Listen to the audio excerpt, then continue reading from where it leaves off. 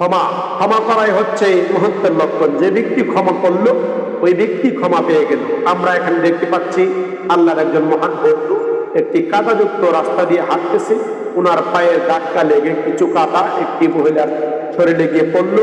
ওই মহিলার প্রেমিক, মহিলার আশেক এই জিনিসটা বরদাস্ত না করে আল্লাহর মহান বন্ধুকে আঘাত করলো। আল্লাহর মহান বন্ধুর চেহারার মধ্যে সজোরে সে আঘাত করেছে।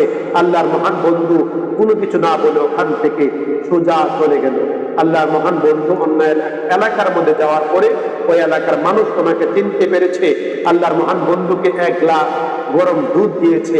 এবার আল্লাহর মহান বন্ধু আকাশের দিকে তাকিয়ে বলতেছেন, আল্লাহ তোমার খেলা বুঝি নাই, এক জায়গায় মানুষ আমাকে আঘাত করেছে, অন্য জায়গায় দুধ দিয়ে আপ্যায়ন করেছে।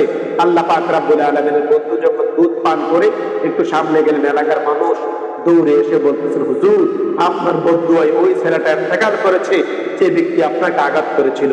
আল্লাহর মহান বন্ধু বলেন, আমি তাকে বদুয়া করে নাই, সে তার মাহবুবা কষ্ট পেয়েছে এই জন্য সে আমাকে আঘাত করেছে, আর আমাকে আঘাত করেছে বিদায় আমার মাহবুব কষ্ট পেয়েছে, এই জন্য আমার আল্লাহ তাকে আঘাত করেছে।